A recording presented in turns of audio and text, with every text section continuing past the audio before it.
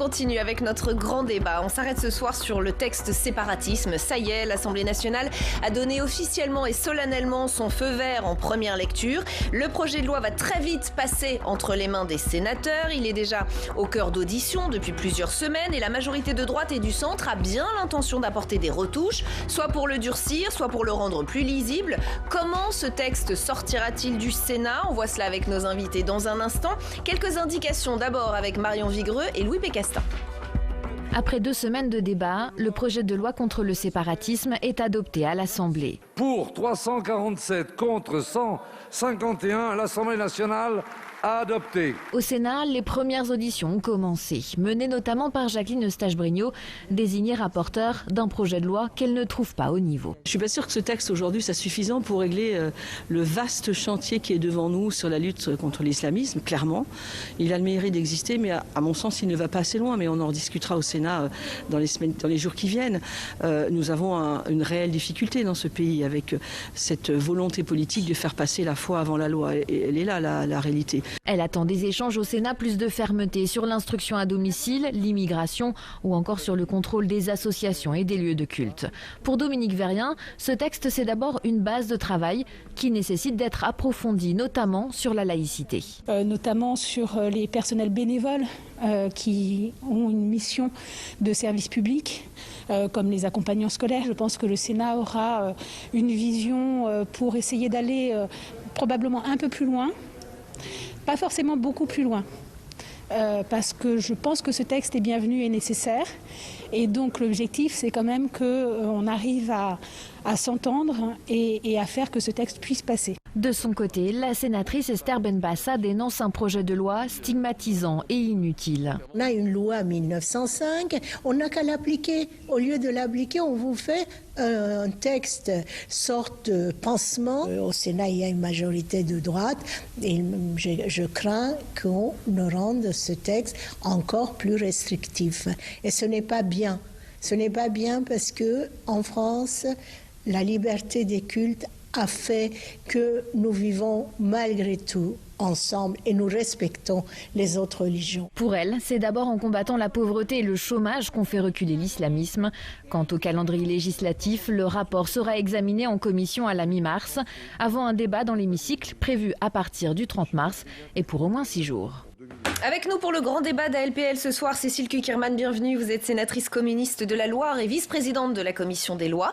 Loïc Hervé, bienvenue à vous également. Vous êtes sénateur Union centriste de la Haute-Savoie, secrétaire du Sénat et membre de cette même commission des lois. Nous attendons dans un instant Jean-Yves Lecomte, sénateur socialiste, lui aussi membre de la commission des lois. Et Prisca Thévenot est également avec nous à distance. Voilà, je vous vois. Vous êtes porte-parole de La République En Marche.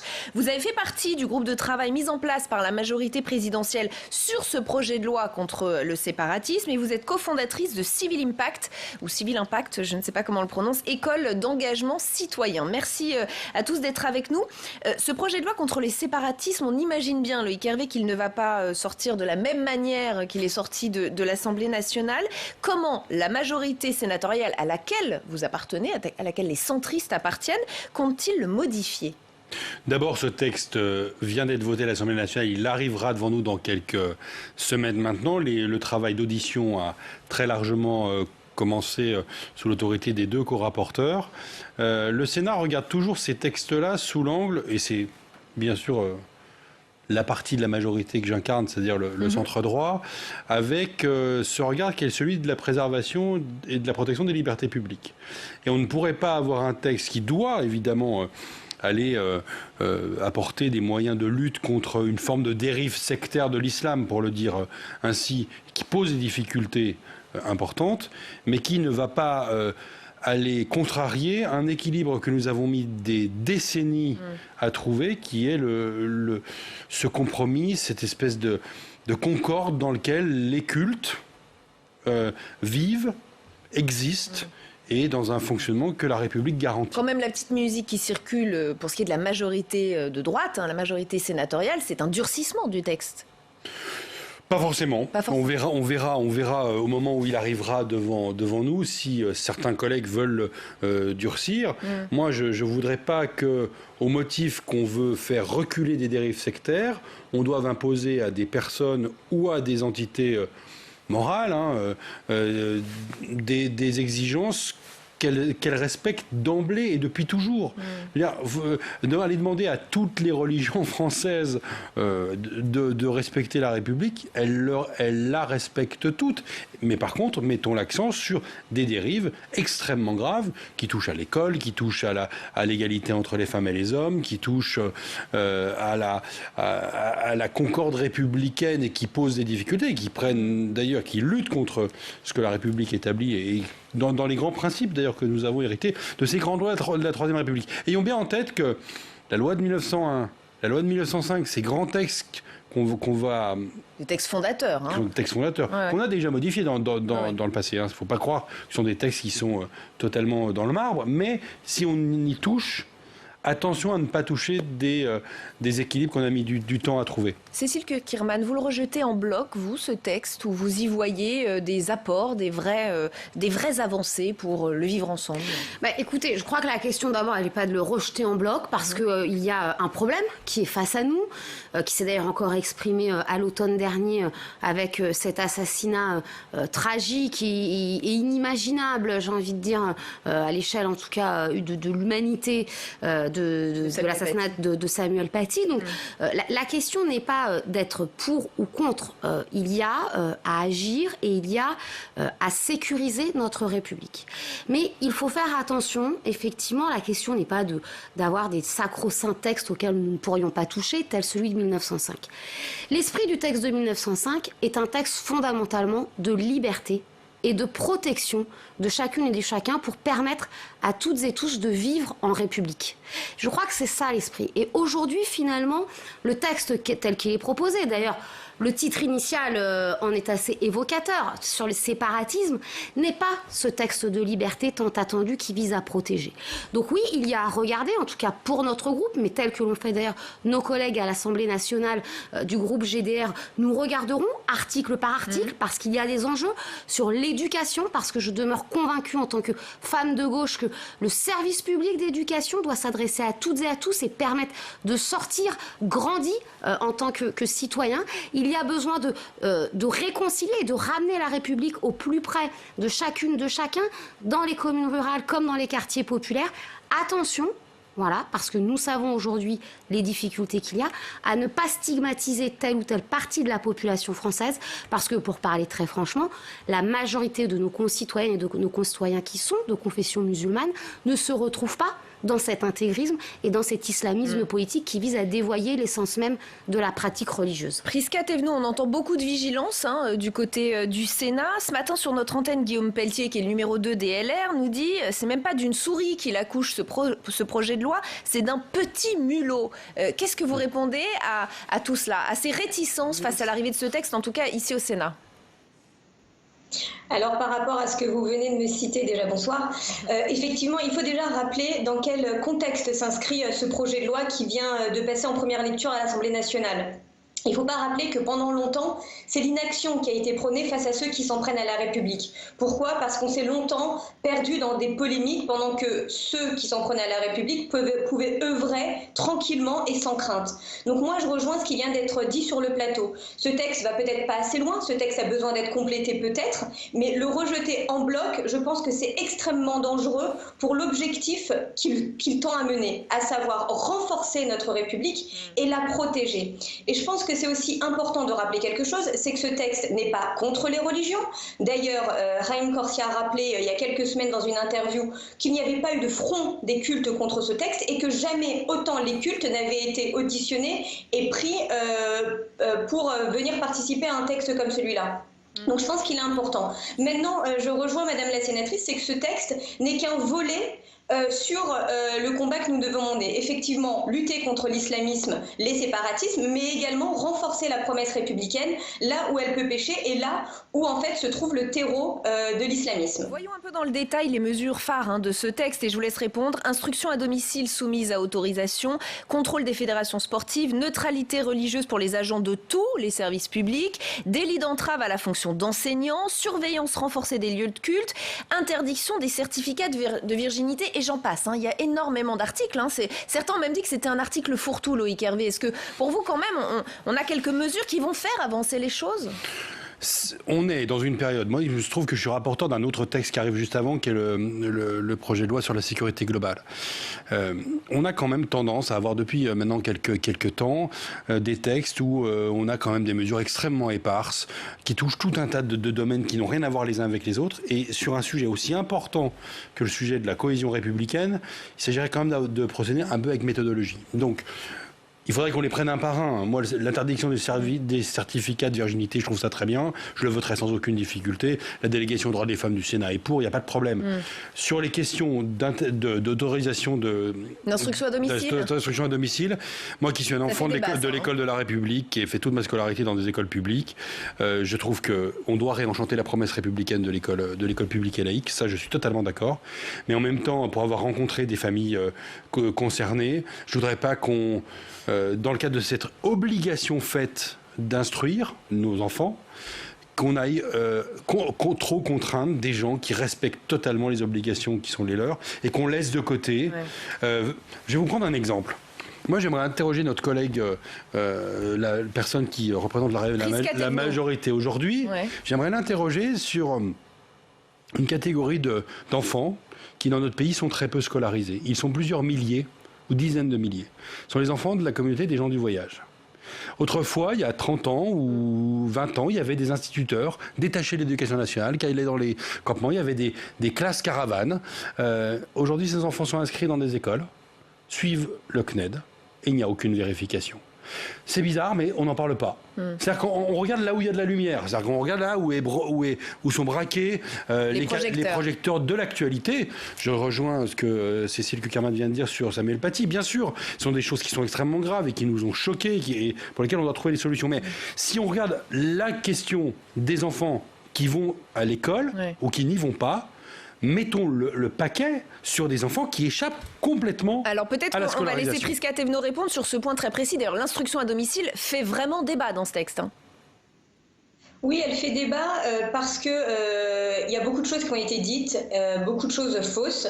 Et j'aimerais juste rappeler que cet article 21 qui concerne l'instruction en famille ne vise pas à l'interdire, mais vise à l'encadrer. Effectivement, jusqu'à présent, on était sur un principe de déclaration, et on passe maintenant sur un principe d'autorisation.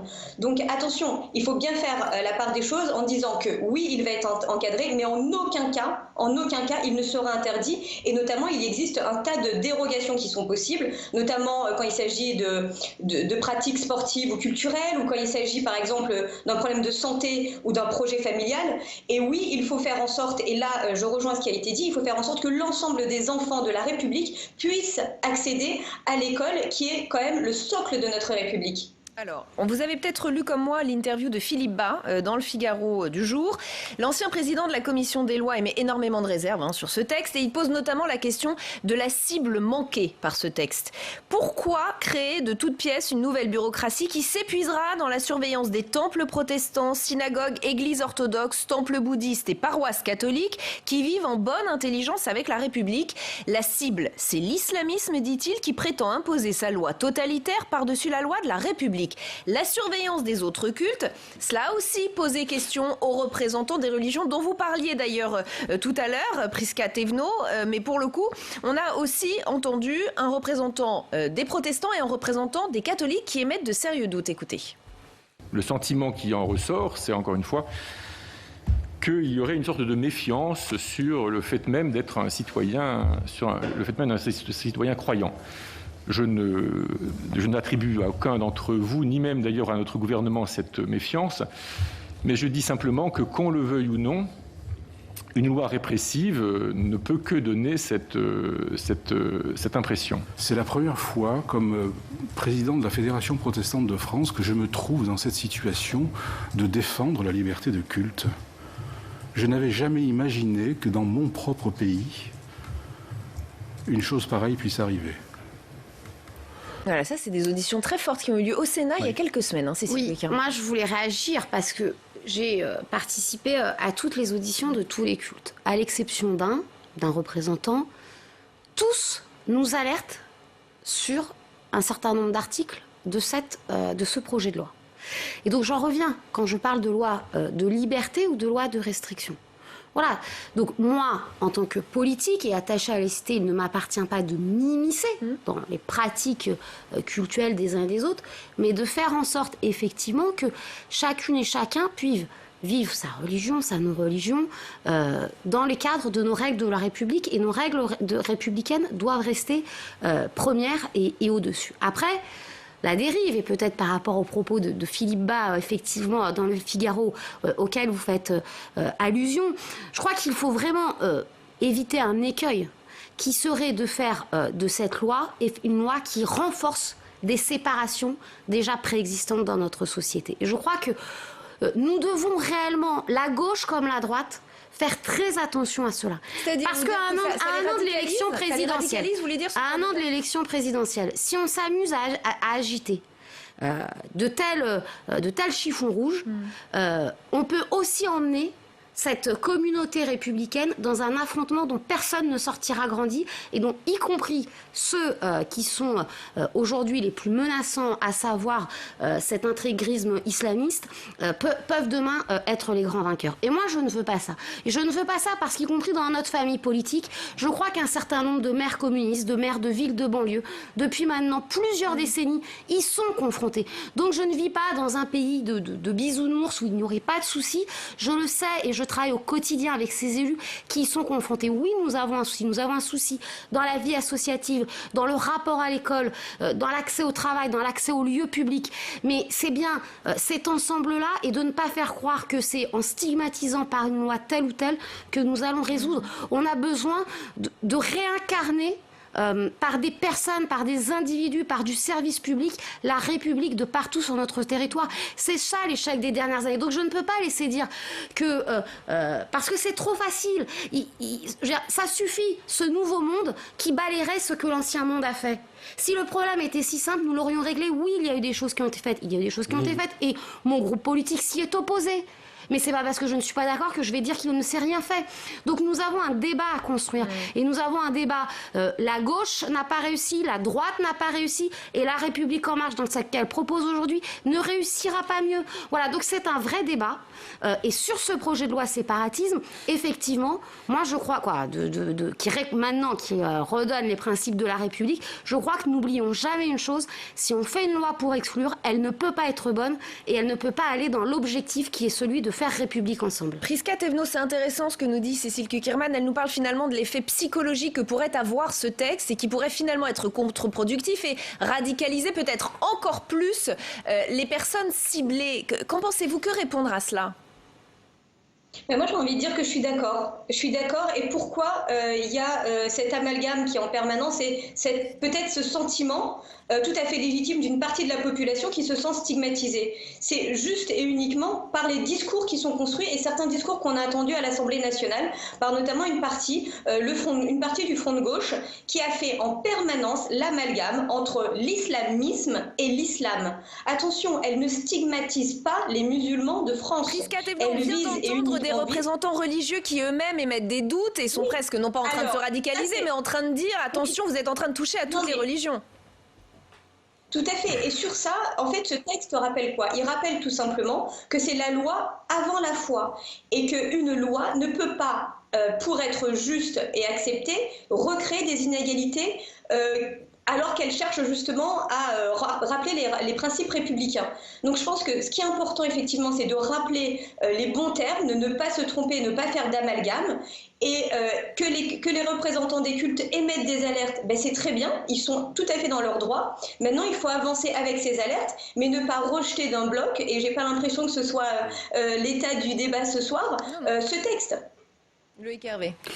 D'abord, je ne voudrais pas qu'on limite le propos du grand rabbin de France, Raïm Corsia, simplement à ce qu'il a pu, à une phrase. Son audition était beaucoup plus complexe, beaucoup plus nourrie, et même s'il n'a pas tout à fait les mêmes préoccupations que d'autres représentants religieux, pour autant, il a contribué, y compris dans son audition au Sénat, à faire progresser la réflexion. Moi, ce que je voudrais qu'on n'oublie pas, d'abord, c'est l'immense contribution des cultes en France au débat public, à l'action sociale. Et on a aujourd'hui très largement un fonctionnement des cultes qui apporte à la société. Je voudrais le dire comme ça parce que c'est pas forcément quelque chose qu'on entend tout le temps et je pense que c'est nécessaire. Et quand j'ai entendu tout à l'heure que rien n'avait été fait, il se trouve qu'il y a 5 ans, j'étais maire d'une commune de Haute-Savoie, département où je suis élu, et où Bernard Cazeneuve a décidé de fermer une mosquée salafiste dans ma commune. Et nous l'avons fermé, lui, en tant que ministre de l'Intérieur, puis Premier ministre, avec le concours du préfet, et moi, comme maire. Il y avait une école coranique. Rien ne s'était créé dans les règles de l'art, je dirais.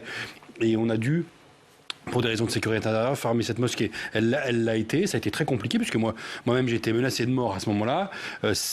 L'engagement des élus locaux dans la discussion qu'ils ont avec les représentants des cultes et dans la lutte qu'il y a contre les dérives sectaires de certaines religions, c'est cet équilibre-là aussi qu'il faut trouver. Et je trouve qu'on devrait aussi s'appuyer beaucoup plus sur cette réalité française, qui est quand même beaucoup plus compliquée qu'elle n'en a l'air vue de Paris, et notamment sur le rôle des élus locaux, qui est toujours un rôle de tisser du lien et de garder ce que Cécile Cukierman évoquait, c'est-à-dire une république qui fonctionne en bonne intelligence. Ce texte qui arrive au Sénat risque aussi d'être un moment fort pour la majorité de droite, pour qui ces sujets sont majeurs, surtout en vue d'une élection présidentielle. Les enjeux politiques, c'est aussi ce qui fait craindre à Patrick Kanner une surenchère de la droite dans la réécriture du projet de loi au Sénat. Je vais vous donner la parole dans un instant, Jean-Yves Lecomte, puisque vous avez réussi à nous rejoindre.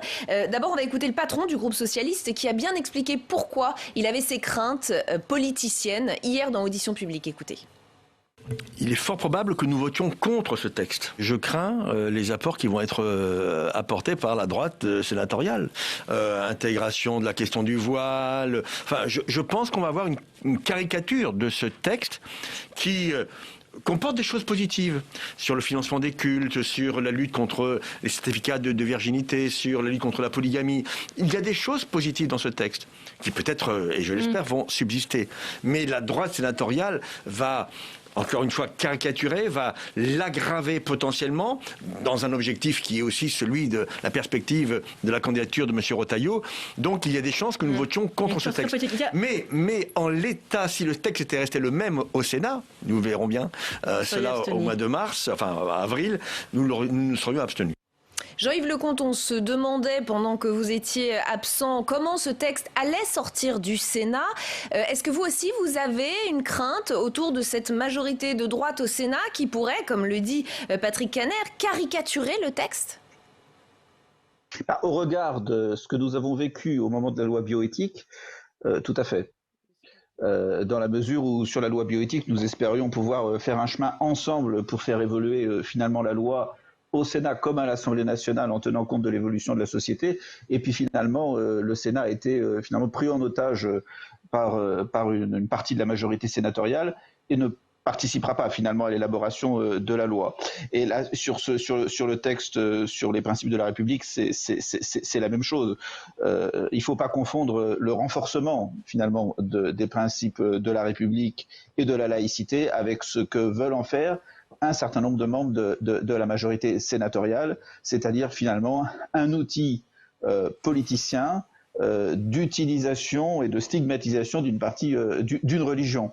Alors qu'il ne s'agit pas de cela, il s'agit de la lutte contre l'islamisme radical et de rien d'autre. Et finalement du renforcement des principes de la République et de la laïcité qui est une liberté, qui mérite d'être défendue. Cécile Cukierman, vous avez des craintes vous aussi sur ce sur quoi ce texte pourrait déboucher à cause d'enjeux plus politiques ? Bon, moi, vous savez, je ne bois jamais de café, donc je ne lis pas dans le mar de café. Donc, par contre, il y a une chose qui est sûre, et je le souhaite, c'est que la droite sera de droite, et que la femme de gauche que je suis sera une femme de gauche.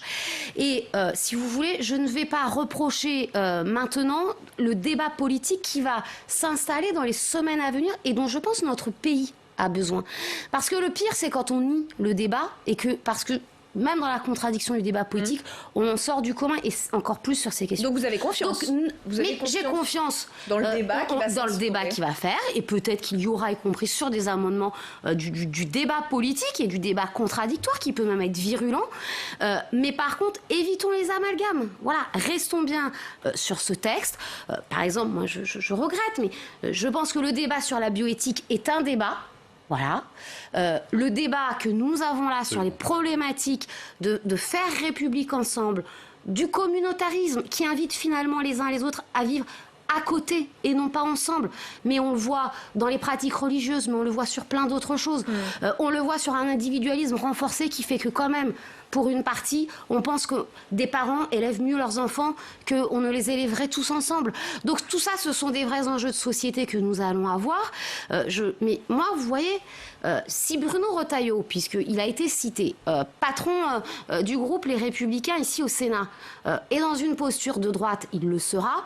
Mais moi, j'ai un petit souci, c'est parce que le débat qu'il y a eu jeudi dernier, je ne remets pas en cause les invités et le choix de France Télévisions des invités qu'elle a eu. Gérald Darmanin, mais vous voyez, un plein débat sur ce texte-là à l'Assemblée nationale et avant qu'il arrive au Sénat, je pense personnellement que les propos et l'attitude à certains moments du ministre de l'Intérieur ne sont pas dignes d'un ministre de la République, quelle que soit sa formation politique. Parce qu'il y a bel et bien des enjeux politiques, de politique politicienne, Prisca Thévenot. Il y a une présidentielle qui approche aussi.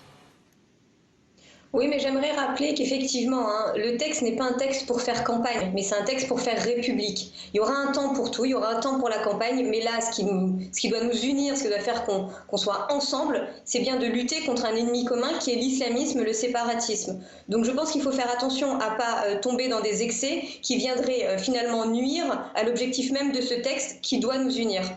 Quand même dans un calendrier particulier, vous l'admettrez, on est à un an d'une présidentielle, on ne peut pas s'empêcher d'imaginer que ça puisse être une stratégie de la part de la majorité présidentielle d'aller sur ce terrain parce qu'on sait que ce sera un sujet de campagne.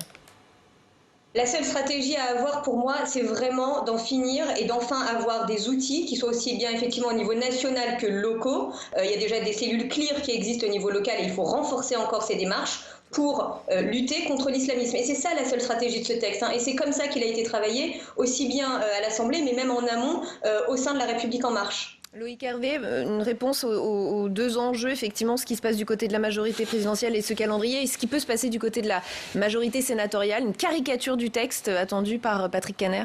Moi, je reviens sur ma marotte, qui est le sujet des libertés publiques. On a vraiment, dans la période, qui est une période où nos compatriotes sont extrêmement touchés par des atteintes à leur propre liberté qui sont très importantes, à vraiment défendre au moment où on va pouvoir à nouveau jouir d'une forme de retour à la normale, je l'espère, le plus rapidement possible, la capacité de ne pas avoir complètement tordu notre droit, d'avoir fait rentrer dans le droit positif, le droit de tous les jours, des mesures qui étaient réservées à des temps absolument spéciaux. Et sur la question de la lutte contre l'islamisme radical, l'islam politique, etc., la question qui est la plus importante pour moi, c'est de regarder ce qu'il y a dans la loi et ce qu'il n'y a pas dans la loi. Parce qu'il y a des choses qui sont de l'ordre des directives qu'on donne à une administration, des choses qui doivent alimenter la société, des devoirs d'alerte qui ne sont pas aussi naturels que ça. Je pense à l'éducation nationale, je pense à la présence territoriale de l'État, où parfois, de petits renoncements, on s'est accommodé de situations qui sont, je pense notamment, puisque je siège à la délégation droits des femmes, qui est cette question de l'égalité, où finalement on a toléré des choses qu'on n'aurait jamais dû accepter, et on en est tous responsables. J'en prends ma part de responsabilité, on n'aurait jamais dû laisser passer un certain nombre de Jean-Yves Lecomte, pour conclure, il nous reste moins d'une minute, pardonnez-moi. Ben écoutez, c'est un peu, je prends le débat en marche, mais c'est vrai que sur ce texte, mon autre remarque, c'est que pour faire République ensemble, on ne peut pas simplement revisiter les curseurs sur pratiquement chaque liberté, de la liberté du culte, la liberté de conscience, la liberté associative, la liberté d'expression, même si c'est parfois nécessaire, sans s'occuper en même temps des questions d'égalité. Ce texte, pour faire République, il n'a qu'une jambe. L'autre jambe, c'est la jambe de l'égalité, c'est la jambe de la lutte contre les discriminations, c'est de la mixité sociale, de tous les séparatismes, et ça, Ça manque dans ce texte. Et ça, il faudra si on veut faire République ensemble aujourd'hui, on a besoin de mettre l'égalité au jour le jour. Et on n'a plus le temps de faire répondre Prisca Thévenot, mais je suis sûre qu'elle vous aurait parlé égalité des chances dont a parlé Emmanuel Macron la semaine dernière. Merci en tout cas à tous les 4 d'avoir participé à ce débat. C'est la fin de cette émission. On se retrouve demain à 18h et à 22h30. En attendant, vous retrouvez Bonjour chez vous dès 7h30. Oriane Mancini recevra notamment Sébastien Chenu, candidat RN dans les Hauts-de-France lors des prochaines régionales, porte-parole du Rassemblement national. Je vous souhaite une excellente soirée sur Public Sénat.